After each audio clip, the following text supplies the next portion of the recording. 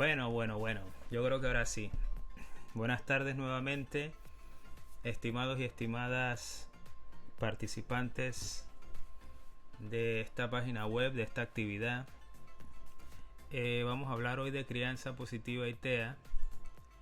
Un tema que la verdad que tiene muchas implicaciones con respecto a la crianza no solamente de los niños y niñas con TEA, sino también de todos los hermanos y hermanas que convivan con ellos y con todo tipo de personas que estén también con otro tipo de discapacidades. Mi nombre es Roger Rubatino de Asintea, soy psicólogo especialista en orientación educativa y TEA.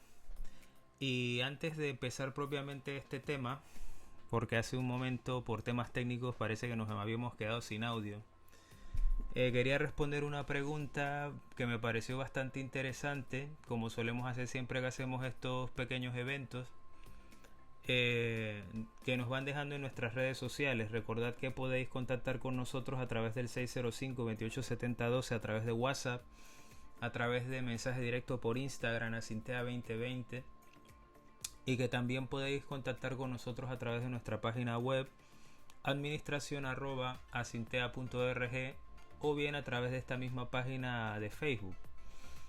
La pregunta que nos hacían por esos medios era que cuántas horas era necesario dedicar a la semana para que una terapia en realidad tuviera una efectividad, o sea, alcanzar un objetivo terapéutico con respecto a esa cantidad de horas dedicadas a la semana.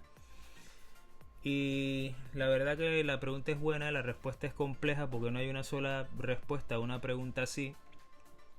Y en realidad depende de muchas variables que tendríamos que considerar. Esas variables van desde el tipo de modelo terapéutico que estemos trabajando, la orientación del terapeuta, los niveles de apoyo, de abstracción y comprensión que tenga la persona con TEA que está siendo tratada, las circunstancias familiares y sobre todo una serie de variables que en cada una de las personas que puede presentar esta condición es singularmente diferente. Generalmente se suele hablar de un rango de horas de terapia entre 25 y 40 horas semanales según el modelo, tomando en cuenta que los modelos que están con una orientación basada en el análisis funcional de la conducta o el conductismo requieren muchísimas más horas, aproximadamente según el modelo LOBAS unas 40 horas semanales. Según otros modelos pues podríamos estar hablando de entre 25 horas semanales, modelo Denver, y quizás unas 35 si estamos hablando de RDI o Floor Time o otro tipo de modelos de atención temprana para personas con TEA. Pero claro, mucha gente me dice que bueno, pero ¿y esto entonces cómo es posible que se trabajen objetivos dentro de un modelo terapéutico y tengamos que invertir tantas horas? Pues se supone que cuando el niño o la niña están escolarizados y están teniendo de alguna manera también apoyos educativos adecuados porque esté en un aula TEA o porque de alguna manera esté siendo atendido por un maestro de pedagogía terapéutica o de audición y lenguaje, pues esas horas, si están bien coordinadas con los terapeutas externos al centro educativo ordinario especial, contarían dentro de esa cantidad de horas que se trabaja con él. Obviamente, incluso aunque yo contara esas horas, por temas de la pandemia y todo lo que está ocurriendo, pues seguramente no sería tampoco suficiente. Pero generalmente si nos acercamos a esos rangos de 25 horas o más, que podrían ser unas 3 o 4 horas al día, contando 6 días de la semana, entre que hacemos trabajo en casa, hacemos trabajo coordinado con un terapeuta una hora más y las 3 horas que tenemos más o menos en el cole bien llevadas y aprovechadas, nos podíamos acercar bastante a ese objetivo terapéutico, tomando en cuenta que no deberíamos sobrepasar las 12 semanas para ver un resultado. Lo que quiere decir que si después de estas 12 semanas nosotros no tenemos ningún tipo de resultado, pues deberíamos revisar los objetivos que estamos trabajando con la persona con TEA, o bien cambiar la estrategia didáctica o cambiar el modelo de intervención directamente. Es lo más adecuado en este tipo de casos. Volviendo a lo que es el tema que hoy nos ocupa, cuando se habla de crianza positiva, es probable de que usted también haya escuchado en algún momento lo que es la frase disciplina positiva. Pero la crianza positiva viene siendo, por así decirlo, una gran dimensión que contiene este aspecto que es la disciplina positiva. Pero la crianza positiva habla mucho más de un solo aspecto de esa vida en común que tenemos con nuestros hijos e hijas, y viene a ser una metodología que un psicólogo a partir de los años 20 del siglo pasado, ya fijaros, tiene casi 100 años este asunto, eh, a través de Adler pues se dieron las primeras nociones del tema de cómo se criaba a un niño o niña de forma positiva. Ese conocimiento fue rescatado en los años 80. Ahora en vez de hablar de 100 años hablamos de 40 años atrás, por Jane Nelson, quien utilizando esos principios de Adler pues sistematizó el beneficio de educar de una forma que no era la tradicional. ¿Por qué decimos que es positiva? Porque generalmente existe un concepto intrínseco a la hora de que hablamos de crianza positiva, y ese concepto tiene que ver con que cuando nosotros corregimos, educamos o criamos, de alguna manera para educarnos tenemos que encontrar con un obstáculo o con un problema o con un aspecto negativo que tenemos que limar o que tenemos que tratar o que tenemos que reconducir. Entonces generalmente nosotros mismos hemos sido niños en nuestras edades más nobles y hemos de alguna manera escuchado alguna vez a nuestros padres decir: no hagas eso, no toques aquello, no vayas para allá. Y generalmente todas las instrucciones que nos han dado a través de nuestra crianza se basan en una negación, en que algo está mal y que la expresión de sentimientos, iniciativas y contenidos afectivos pues se encuentra comprometida. Entonces nosotros estamos de alguna manera no dando las herramientas necesarias para que haya un desarrollo de las habilidades para la vida cuando hablamos de la crianza convencional o tradicional, que incluso en otros tiempos, cuando ciertos tipos de derechos de los niños no se respetaban, pues hasta tenían que ver con el castigo físico. Ahora obviamente con las leyes que han salido y el avance social, pues esto del castigo físico para criar a un niño o niña ya está completamente superado en ciertos aspectos, países y contextos. Obviamente de la faz de la tierra no podremos asegurar que sea así, pero siento que ha habido a lo largo de las últimas décadas en lo que es el aspecto familiar una concienciación con respecto a que hay otras formas más positivas y productivas de educar a los niños y las niñas. Entonces, claro, nosotros tomamos ese modelo y esa metodología para que cuando estamos tratando a nuestros hijos con condición del espectro del autismo, pues tengamos también una pauta bastante sana para lograr objetivos dentro de lo que son las habilidades sociales y el entorno social y familiar de nuestros niños y niñas con TEA.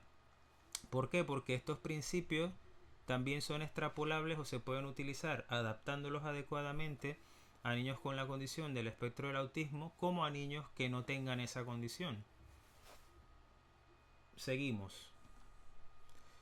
Cuando hablamos de la crianza positiva, también es necesario distinguir ciertos elementos dentro de esta metodología que puede ser transmitida a los padres de una forma estructurada y uniforme, y que tiene su base en lo que es la comunicación, el entendimiento y el amor. La empatía para disfrutar de relaciones familiares y ofrecer herramientas a los padres para que podamos reconducir con respecto y con respeto, mejor dicho, todas las conductas y manifestaciones que tengan nuestros hijos e hijas a lo largo del desarrollo. Nosotros en esta intervención probablemente llegaremos a la preadolescencia dando estrategias muy concretas para niños con TEA, pero probablemente en otras intervenciones, en otros eventos similares a este, pues hablaremos ya de personas más adultas y de qué tipo de directrices puede tener un padre con respecto al modelo de crianza positiva para reconducir ciertas situaciones que pueden parecer en un primer momento conflictivas. Nosotros cuando hablamos de crianza positiva es necesario que sepamos que no estamos hablando de una crianza dentro de la permisividad ni una crianza donde hay un excesivo control. Se han hecho ya muchos estudios a lo largo del tiempo con niños pequeños a lo largo de su infancia y su preadolescencia y adolescencia, en donde ellos demuestran un mejor ajuste social y comunicativo cuando tienen desarrollada una comunicación y un apego con sus figuras parentales positivas. ¿Qué quiere decir eso? Que si nosotros, por ejemplo, somos personas que nos queremos imponer a nuestros hijos sin querer explicar nada, pues generalmente ellos van a replicar ese tipo de modelo cuando tengan sus propias familias. Y en el caso de las personas con TEA que no replican este modelo, pues van a estar transmitiendo dentro de sus esferas de comunicación, si en algún momento van desarrollándolas, pues ese tono de control o de descontrol que pueden ser copiados porque nosotros básicamente somos sus modelos. La forma en que nosotros nos comunicamos sin nosotros utilizar el lenguaje es muy susceptible de ser absorbido o de ser notado por las personas que nos están escuchando. Nuestros hijos son muy perceptivos a pesar de que quizás nosotros vemos a una persona con autismo y pensamos que no tiene cierto tipo de vigilia o de alerta con respecto a cierto tipo de situaciones en la casa, pero todo lo contrario, tienen otro tipo de manera de enterarse cuál es el tono emocional del sitio donde están, cómo está el tono o el aspecto comunicativo de donde están. Si sienten una comunicación agresiva, pues lo transmiten a través de desregulaciones o retrocesos. Y es importante en este caso con las personas con autismo pues tener muy presente de que tenemos que hacer un esfuerzo para que ese respeto que nosotros pedimos a nuestros hijos también sea un respeto mutuo que nosotros introyectemos en ellos a través del ejemplo.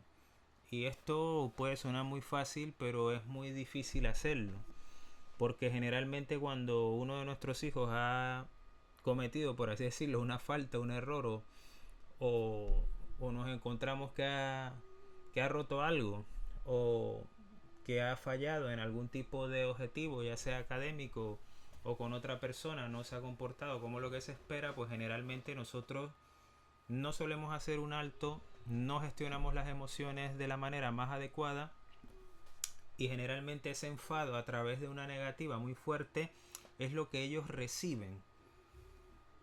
Y eso es lo que ha estado a lo largo del tiempo notándose de que no resulta la manera más adecuada.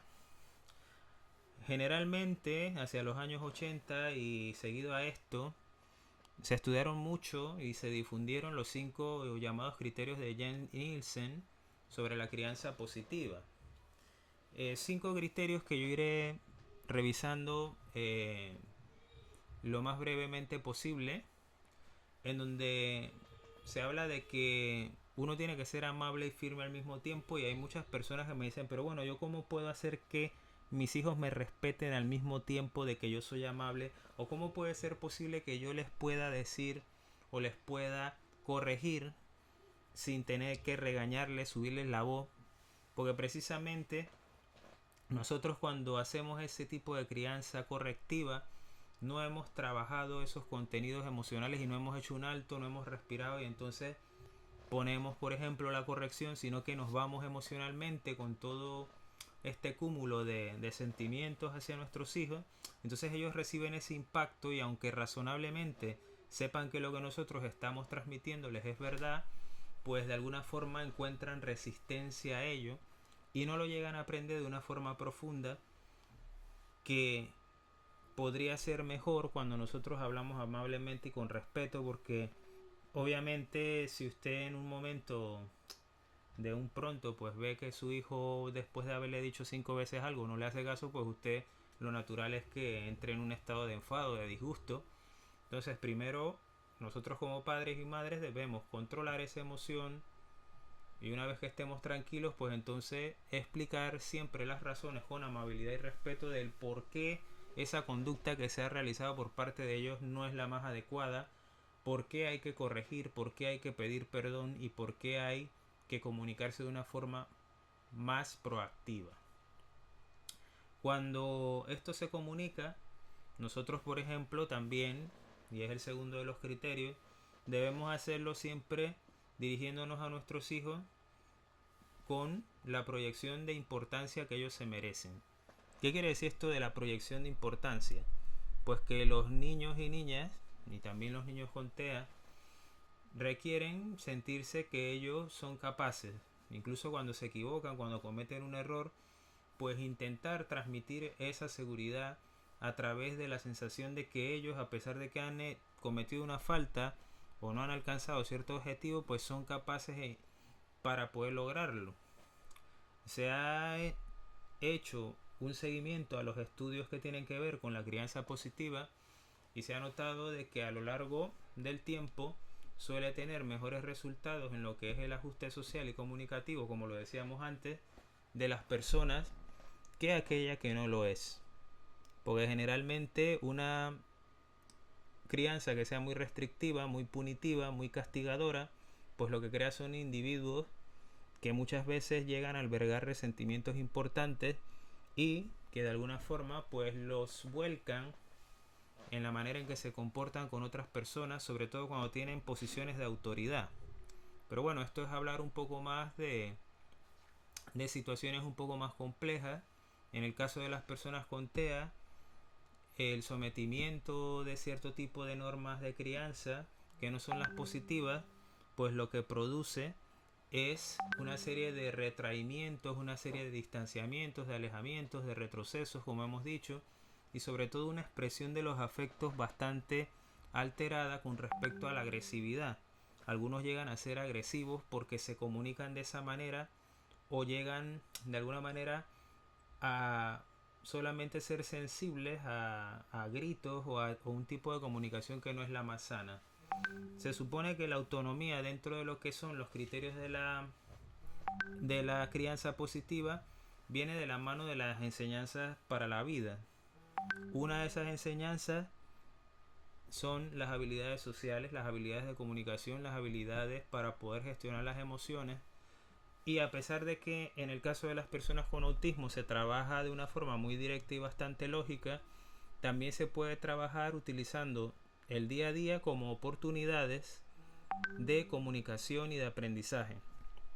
Por ejemplo, nosotros estamos con nuestro hijo y vemos que, por ejemplo, tira algo en un momento no adecuado, pues le enseñamos a recogerlo con respeto y con naturalidad, sin hacer dramas, porque generalmente nosotros los padres y las madres, pues de manera natural, pues solemos magnificar muchas situaciones, porque obviamente lo primero que salta a la vista es el asombro, la corrección, el grito y la impulsividad, y entonces nos perdemos un poco y no aplicamos estos criterios que, vuelvo a repetir, pueden estar muy estructurados, pero no son tan sencillos de aplicar, sobre todo si ya nosotros tenemos unos hijos o unas hijas que tienen una edad y hemos acostumbrado a la dinámica familiar a un tipo de corrección. Es importante que nosotros, y como último criterio, algunos nada más mencionan los 4 primeros, pero es importante también que cuando se comunica dentro de la familia, dentro del contexto social, escolar y cualquier otro tipo de contexto, pues se transmita una conciencia de que hay capacidades, de que se confía en que lo que nosotros estamos transmitiendo se entienda. Muchas veces los padres y las madres somos muy repetitivos, ¿ves? Y esto no tiene mucho que ver tampoco con el hecho de que en el caso de las personas con TEA haya que hacer un sobreesfuerzo en ciertas ocasiones para transmitir cierto tipo de contenidos, sino que si ellos de alguna manera no introyectan, no comprenden o no asimilan cierto tipo de instrucción, pues lo más adecuado es que cambiemos el modelo de enseñanza y cambiemos la forma en que estamos transmitiendo esos contenidos, esas enseñanzas y habilidades para la vida. Vamos a hablar ahora de algunas pautas importantes y concretas, porque el modelo de de crianza positiva pues se puede dividir en varios fragmentos de desarrollo, y nosotros vamos a hablar más o menos aquí de un periodo comprendido entre los 0 y los 12 años. Con respecto a la crianza positiva de bebés vamos a empezar, y hay 3 ejes que deben tomarse en cuenta cuando estamos hablando de un bebé. Generalmente los bebés, como sabéis, no tienen lenguaje todavía receptivo ni expresivo, lo están desarrollando y llegan a un estadio en donde están desarrollando balbuceo. Lo ideal es que en ese momento se moldee a través del ejemplo del padre todo ese tipo de funciones afectivas que nosotros podemos transmitir a través de abrazos, a través de besos, a través de tonos de voz que transmitan seguridad, amabilidad y calidez. Y cuando veamos que el niño de alguna manera pues demuestra una conducta que no es la más adaptada a lo que se está desarrollando en su contexto próximo, pues una de las estrategias es distraer al niño y ofrecer una alternativa. Por ejemplo, si el niño está llorando porque quiere un juguete, pues nosotros tratamos de ofrecer otro juguete con la misma amabilidad e intentando de que sus intereses pasen de un objeto a otro sin gritos, sin negaciones, sin drama, y con esa simple estrategia de tratar de variar el foco a lo que está ocurriendo, pues podemos ir logrando con bastante constancia cambios emocionales dentro de esa respuesta que nos está dando nuestro bebé. Hay que cuidar el lenguaje, incluso en los primeros momentos, en los primeros años de vida, porque generalmente, a pesar de que el contenido semántico de lo que estamos diciendo no llega a ser comprensible para un bebé, vuelvo a repetir que el tono, la calidez y la prosodia que nosotros estamos transmitiendo, pues de alguna manera le está llegando, la está percibiendo y está de alguna forma adaptándose a un clima y acostumbrándose a un tipo de comunicación. Hay un tipo de personas que a lo largo de su vida se acostumbra a una educación, por así decirlo, belicosa, de gritos y de ruidos, y hay otras personas que de alguna manera entienden mejor o comprenden mejor las órdenes y las instrucciones cuando nosotros somos más respetuosos y más amables. Esto es un principio universal que no escapa a la receptividad de personas neurotípicas y personas en la condición del espectro del autismo. El siguiente estadio de la crianza positiva en niños y niñas es de 1 a 3 años. Generalmente aquí se suscriben 4 estrategias, que uno es la anticipación, y la anticipación se refiere a que nosotros como padres y madres pues estemos pendientes al contexto en donde se producen esas conductas disruptivas o desadaptadas, y que de alguna manera nos anticipemos a ellas, no evitando esas situaciones, sino gestionándolas mejor a través de los principios de la crianza positiva. Se gestiona mejor con firmeza y con amabilidad, manteniendo la constancia en lo que decimos. ¿Cuántas veces no ha escuchado usted de que padre y madre deben estar de acuerdo en la manera en que corrigen?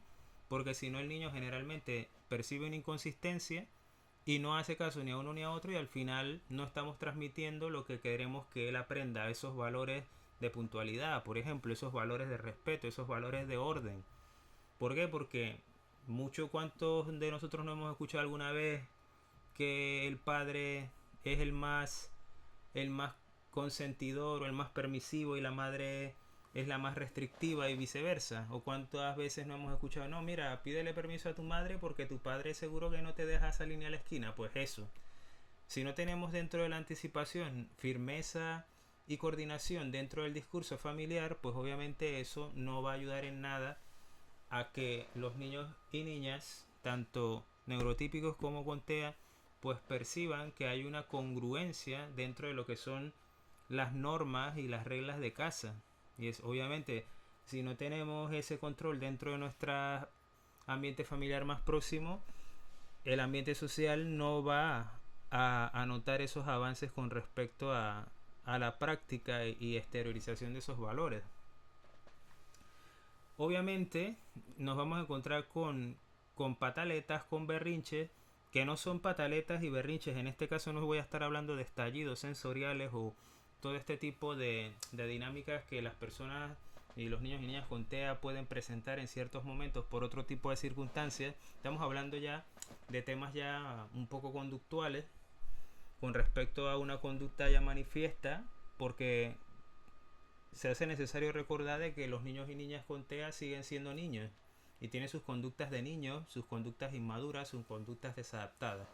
Cuando vemos, por ejemplo, comportamientos negativos o destructivos o disruptivos, pues una buena estrategia es ignorarlos y pasar a otra cosa, porque este principio se basa en un postulado de la teoría conductista que dice que nosotros, a la hora de que queremos que un comportamiento se extinga, dejamos de reforzarlo, dejamos de prestarle atención y de alguna manera pues ese comportamiento irá bajando en frecuencia al punto de que desaparezca si no es una conducta que esté instaurada de forma bastante importante. Obviamente se persiste en la estrategia de ofrecer alternativas cuando los niños se ponen en un tira y jala con nosotros porque quieren hacer algo y los padres quieren hacer otra cosa, pues se ofrece una alternativa que permita al niño volver a replantearse su situación.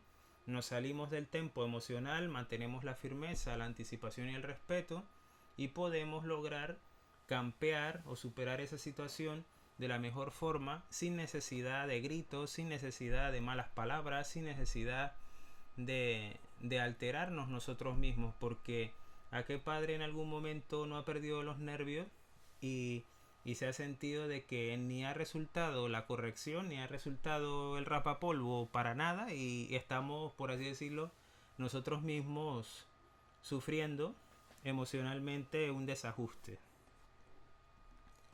Seguimos entonces hacia los 3 a 5 años y ya es en esta etapa en donde ya se está empezando a superar lo que es la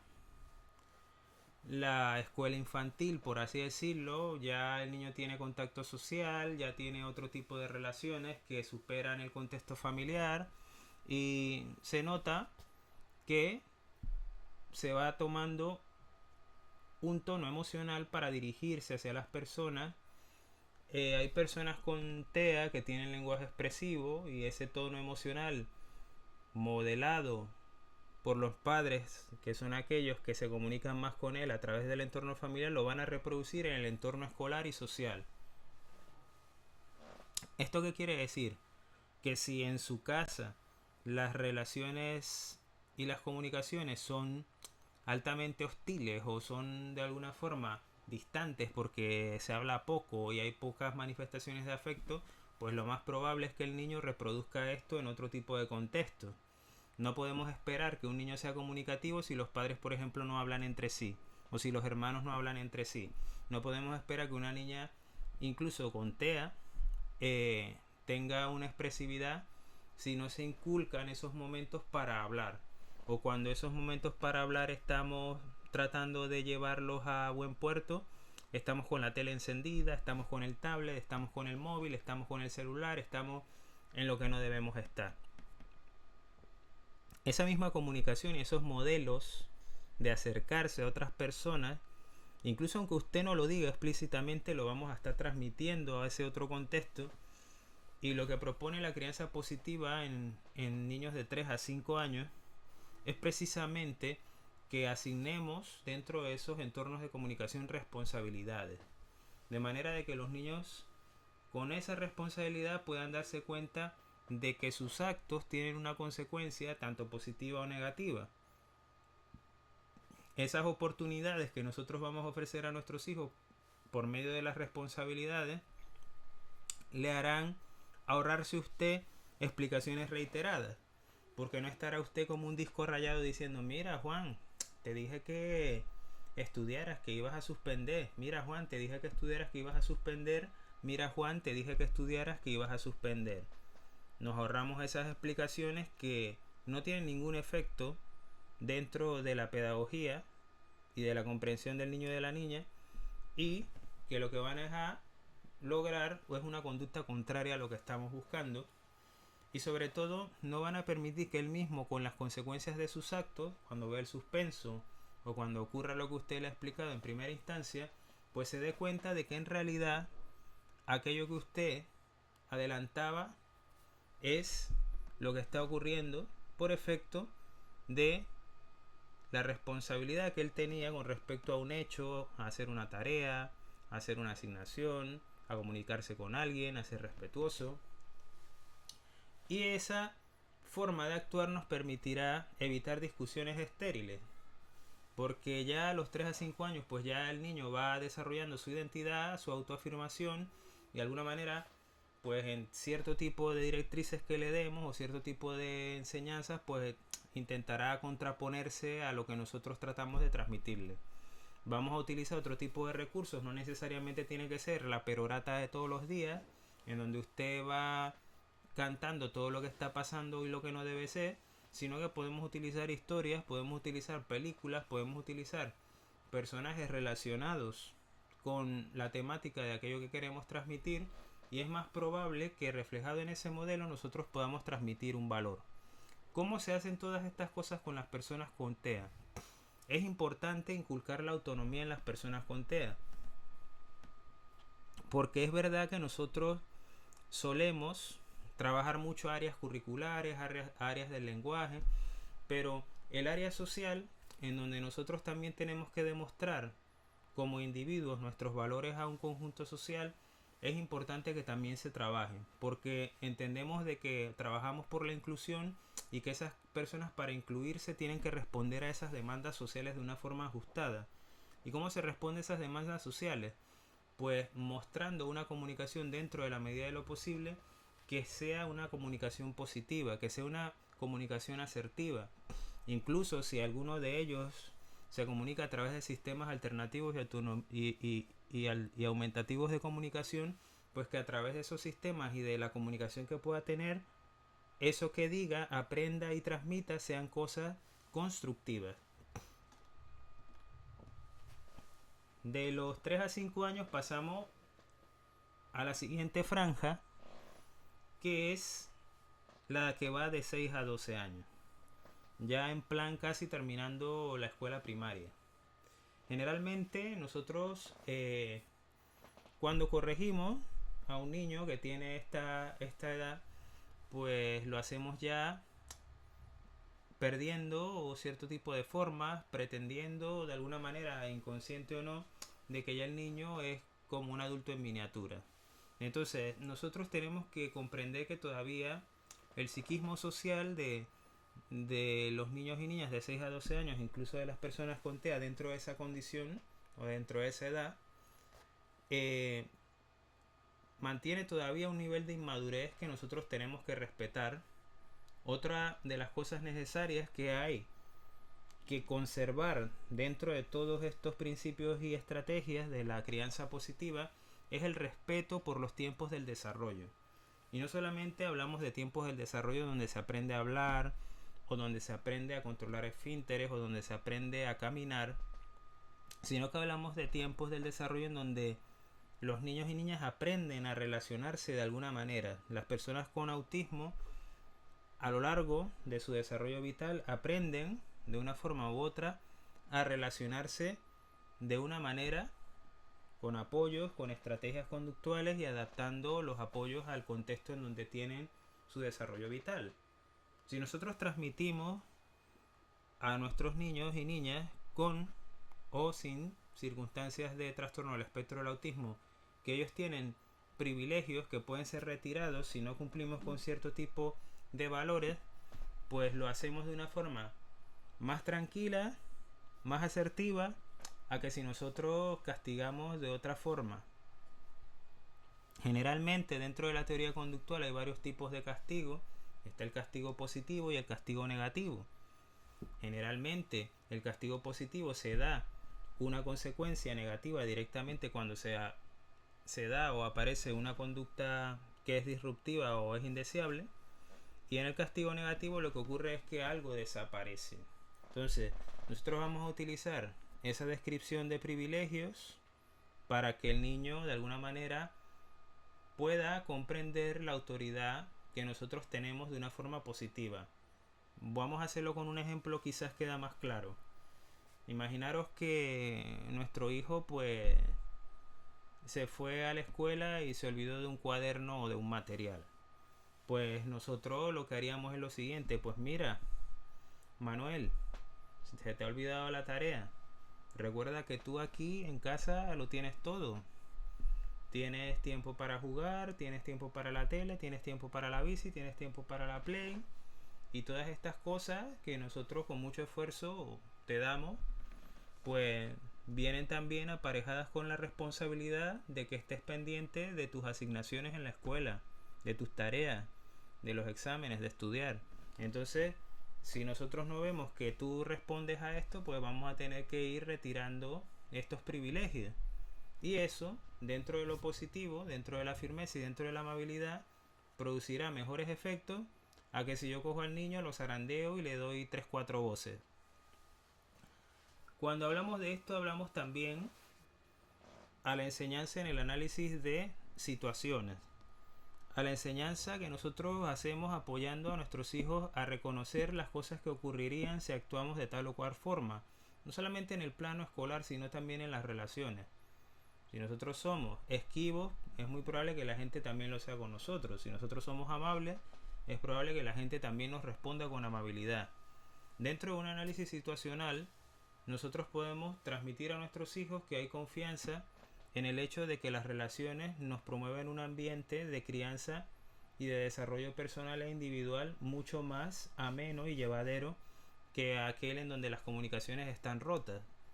¿Cómo yo traspaso esa idea a la crianza con personas con TEA? Pues precisamente haciendo que nuestros hijos e hijas con circunstancias y trastorno del espectro del autismo tengan contacto con personas dentro de entornos naturales y contextuales y sepan seguir a través de historias sociales según su nivel de abstracción y comprensión cómo debemos comportarnos en ciertos ambientes, cómo debemos comportarnos en casa de los abuelos, cómo debemos comportarnos en casa de los amigos, cómo debemos comportarnos en el parque de juegos, cómo debemos comportarnos en el patio del cole, en la escuela.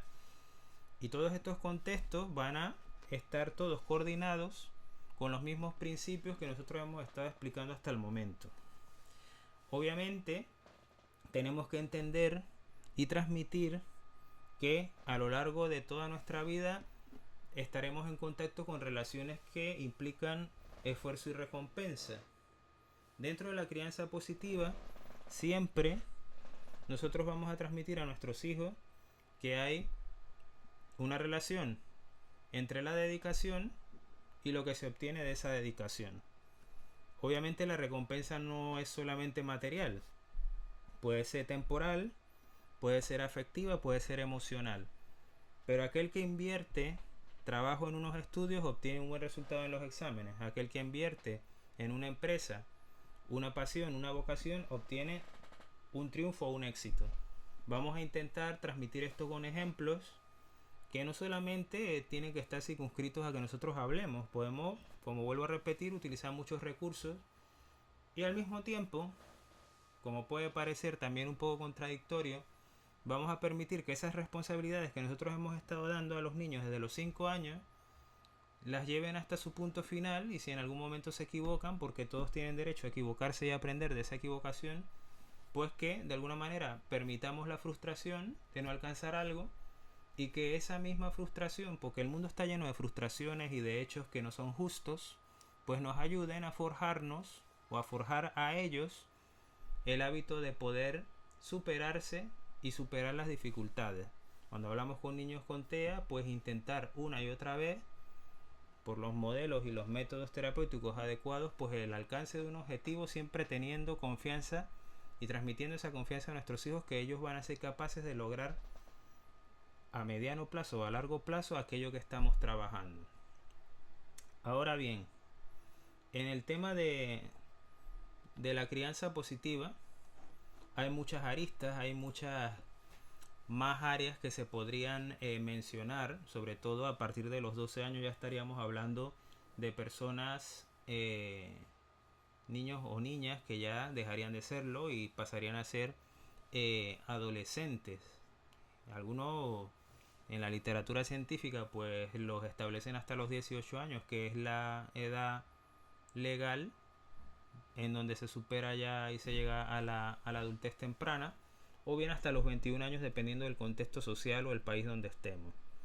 Pero generalmente, si nosotros hemos podido aplicar con relativo éxito estas pautas a lo largo de estos periodos, ya no habría quizás hasta los 14 años, un periodo sensible más dentro de lo que es el desarrollo social de nuestros hijos, para desarrollar esos principios que le permitirían un mejor ajuste social. Las personas con TEA y la crianza positiva, de manera ya concreta, se desarrolla esas habilidades a través de métodos como por ejemplo el análisis funcional, el ABA, también el RDI, que por cierto habíamos sacado un artículo ayer sobre el RDI y las interacciones sociales, y otro tipo de modelos de ajuste. Obviamente el mismo modelo y la misma metodología puede ser aplicada en modelos de atención temprana como el Denver, y obviamente tendríamos que aplicar dentro de esos modelos de atención temprana y de crianza pues la participación de toda la familia, para que de alguna manera estos resultados sean cada vez más ajustados, más positivos, y el pronóstico de ajuste social que tengan nuestros hijos e hijas con TEA pues sea cada vez mejor, y de alguna manera pues nos llene de satisfacción saber de que hay cierto tipo de valores que nosotros a lo largo de toda ese periodo vital hemos podido transmitir a nuestros hijos e hijas. Esto no es una tarea fácil, no es algo que con solo escucharlo vamos a tener resultados, pero sí es importante de que nosotros nos vayamos concienciando también como padres y madres de que nuestro papel como educadores de nuestros hijos no termina aquí. Hay nuevas situaciones en la sociedad, ya sabéis que estamos con el tema de la pandemia, hay nuevas situaciones en los mundos que viven nuestros hijos, hay cambios en la educación, hay cambios por todas partes, y nosotros tenemos que ser ese apoyo que va a estar más a la vista de nuestros hijos. Vamos a ser el modelo de comunicación, de resolución de conflictos, y vamos a ser, por así decirlo, la primera fuente de información que ellos van a tener para poder enfrentarse luego cuando vayan creciendo al mundo exterior. Por eso yo os invito a que de alguna manera pues profundicéis un poco más en la metodología de Jane y de Nelson de la crianza positiva, para que a la hora de que nosotros llevemos también ese trabajo en casa, que debe estar coordinado con los terapeutas, también enseñemos y propiciemos las habilidades para la vida que son tan importantes como aprender a recortar o a escribir. Es importante de que haya un ajuste, es importante de que ellos transmitan un respeto, transmitan a los niños, y los niños perciban en nosotros una figura en donde ellos se pueden apoyar y pueden tener un referente para su continuación. Así que una vez dicho esto, pues quiero agradecer a las personas que han estado ahora mismo conectadas y han escuchado esta pequeña intervención. Seguramente repetiremos el tema de crianza positiva y TEA más adelante, quizás en otros canales, y intentaremos también contar con invitados que nos hablen de esta tan interesante noción de la crianza positiva, porque creemos de que tenemos que también aportar un punto de vista interdisciplinar, que es nuestra intención final, y que ustedes de alguna manera pues también salgan beneficiados de esa sinergia, de esa síntesis de visiones profesionales al respecto. Así que me despido dándoos las gracias nuevamente. El Club Asintea, Crianza Positiva y TEA. Dejaré algún enlace también abajo cuando se haga la puesta en marcha del video en diferido, para que consultéis material importante con casos y videos seleccionados de ejemplos de crianza positiva, para que esto no se haga tan teórico y veáis que hay forma de reconducir lo que es la crianza de nuestros hijos e hijas con TEA, que es tan importante no solamente en el aspecto curricular, sino en el aspecto afectivo, emocional y social. Así que os espero en la próxima intervención, y un saludo cordial. Soy Roger Rubatino de Asintea.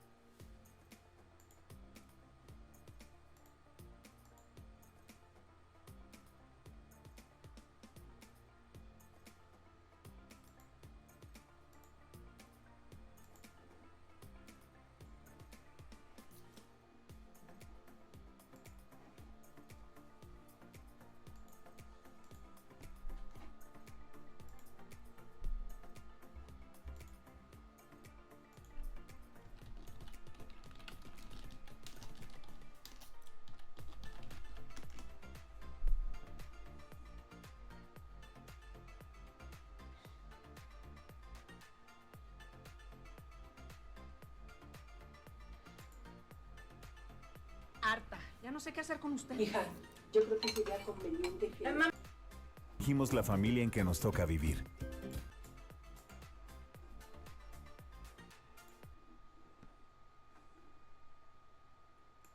Muchas veces hemos escuchado que no elegimos la familia en que nos toca vivir. Si bien cada una es diferente, la familia puede educar, contener y brindar el cariño y las habilidades para afrontar la vida de una manera positiva. El aprendizaje en casa se basa en el ejemplo y son los cuidadores los principales actores. Crecer en un entorno familiar que brinda seguridad, tolerancia y comprensión permite a los hijos un pleno desarrollo físico, emocional y social. Veamos en qué caso no sucede esto. Queremos agradecerles que hayan venido a hablar de sus hijos, quienes lamentablemente han reprobado casi todas sus clases. Y tanto la maestra como yo los hemos observado distraídos y tristes. Eso no es cierto. Mis hijos cumplieron con todo. Seguro los calificaron mal. Es importante que hablen con ellos y que vean qué es lo que está pasando. Estoy seguro que ni siquiera ustedes pasarían esos exámenes. En esta escuela no saben hacer bien su trabajo. Iré a quejarme a la dirección.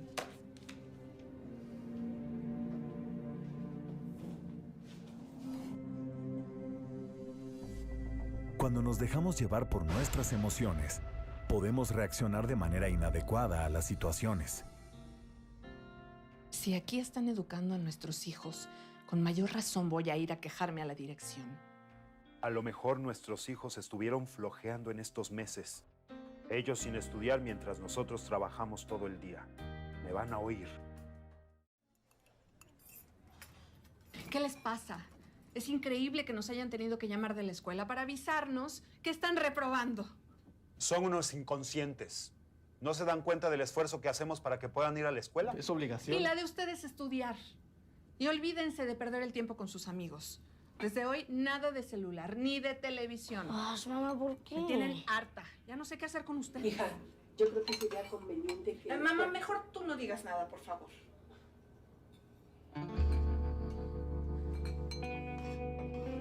El proceso de aprendizaje de los hijos puede ser de logros y fracasos. Hay que ser pacientes para acompañarlos en sus retos y apoyarlos para que generen confianza en sí mismos. Es necesario criar con amor y firmeza a los hijos. Más que regaños y castigos, enseñarles acerca de las consecuencias de nuestros actos, que pueden ser favorables o desfavorables para ellos y para los cuidadores, y que debemos asumirlas con responsabilidad. Actuar con culpa tampoco es una solución. Queremos agradecerles que hayan venido a hablar de sus hijos, quienes lamentablemente han reprobado casi todas sus materias. Y tanto la maestra como yo los observamos un tanto distraídos y tristes. Ay, qué pena. No sé qué está pasando. ¿Será que hemos estado descuidando a nuestros hijos? Es importante que hablen con ellos y que vean qué es lo que está pasando. Lo siento. Es que últimamente tuvimos mucho trabajo y no hemos podido revisarles la tarea. Qué vergüenza que hayan tenido que llamarnos. Todo es mi culpa. No, la culpa es mía. Con permiso.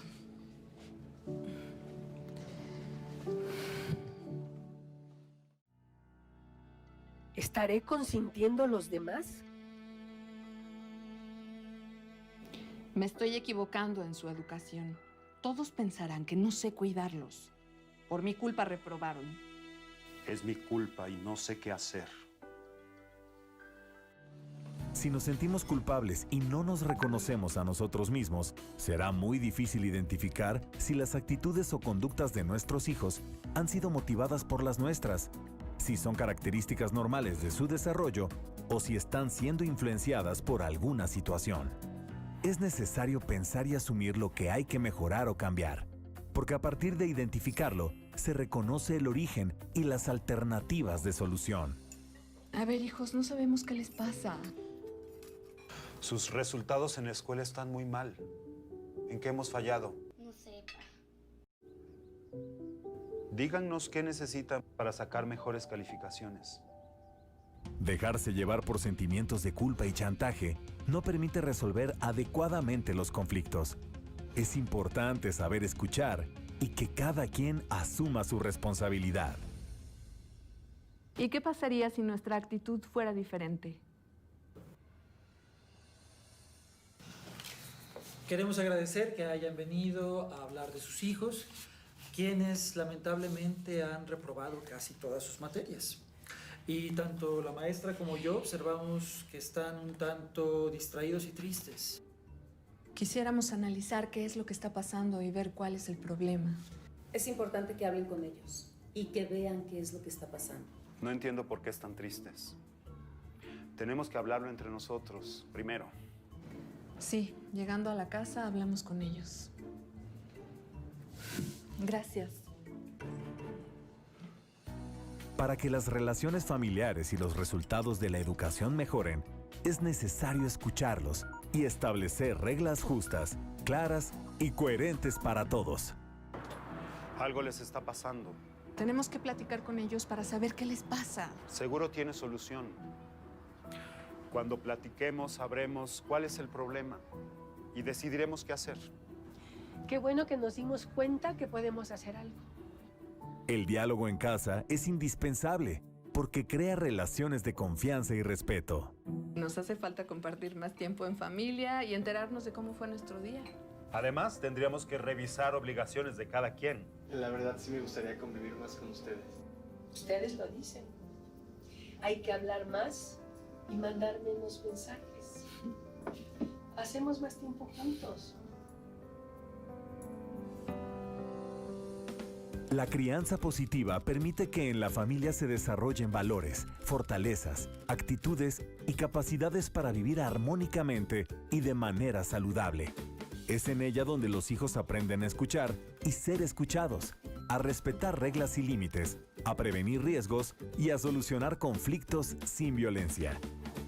Eduquemos dando ejemplos positivos, trabajando en lo que se puede mejorar, siempre con cariño, respeto y responsabilidad. Las adicciones se previenen desde casa. Si necesitas orientación, búscanos. 5533-5533, 5658-1111. IAPA, Instituto para la Atención y Prevención de las Adicciones en la Ciudad de México.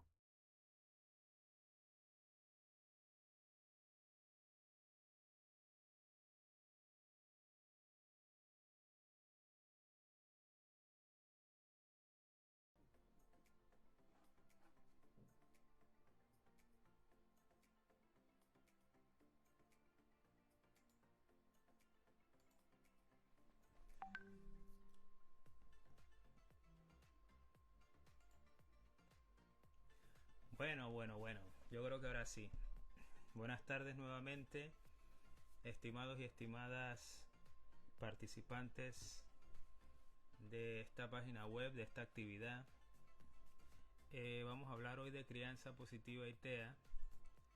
Un tema que la verdad que tiene muchas implicaciones con respecto a la crianza no solamente de los niños y niñas con TEA, sino también de todos los hermanos y hermanas que convivan con ellos y con todo tipo de personas que estén también con otro tipo de discapacidades. Mi nombre es Roger Rubatino de Asintea, soy psicólogo especialista en orientación educativa y TEA. Y antes de empezar propiamente este tema, porque hace un momento por temas técnicos parece que nos habíamos quedado sin audio, quería responder una pregunta que me pareció bastante interesante, como solemos hacer siempre que hacemos estos pequeños eventos, que nos van dejando en nuestras redes sociales. Recordad que podéis contactar con nosotros a través del 605-287012, a través de WhatsApp, a través de mensaje directo por Instagram a Cintea2020, y que también